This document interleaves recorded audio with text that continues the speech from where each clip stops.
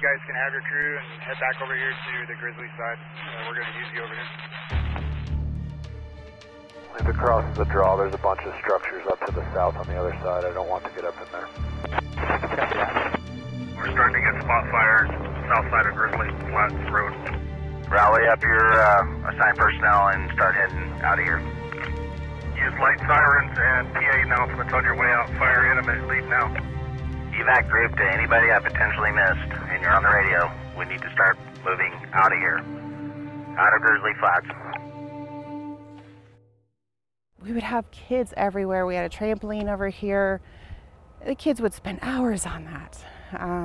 Parents would all just be here, and it was a safe environment where we didn't have to worry. Jennifer McKinn-Hibbard was living her dream. We had some great memories here. Until it was taken away. It's like seeing a family member's death.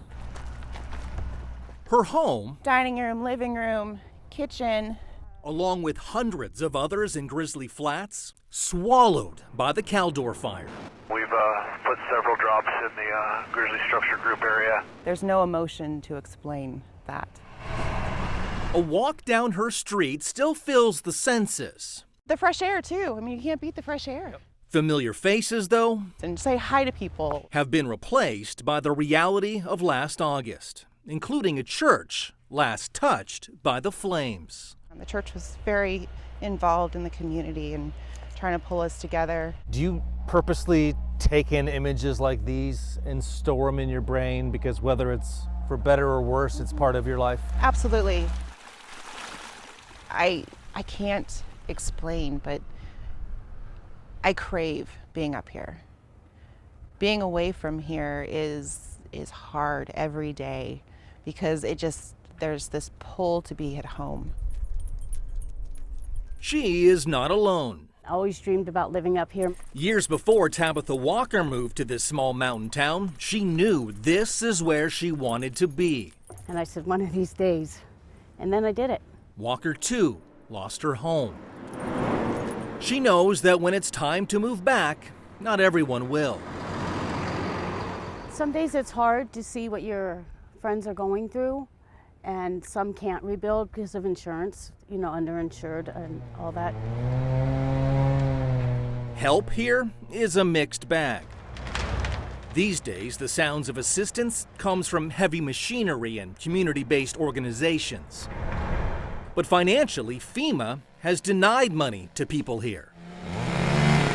Many believe the reason is the amount of second homes in the area. When the time comes and people are finished rebuilding their new homes on the same land where their old ones burned down, their scenery, their view is going to drastically change.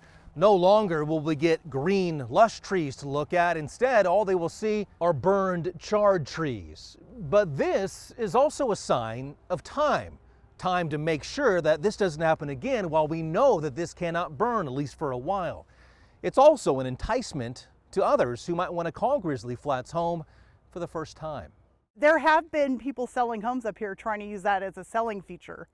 One of the safest areas in the mountains that you can live now because the fire already passed through. Kim Gustafson is with the Grizzly Flats Community Services District. She says the hope is some residents who lost their homes may be able to finish rebuilding and move back by the summer. There are a lot of people who don't want to wait to see it return to its former glory because they don't feel that they have that time left to wait for all the regrowth. And then there are some that are happy to have extended views across the canyons, So it'll be interesting to see how quickly it repopulates, but we have a good indication of some that want to return right away.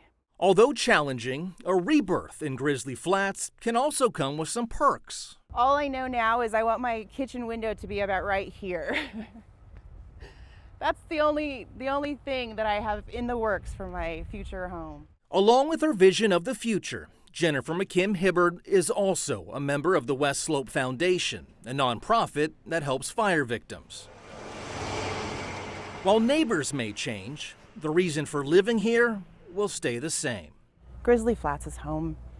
It doesn't matter what this community looks like, it'll always be home. In El Dorado County, Eric Rucker, Fox 40 News.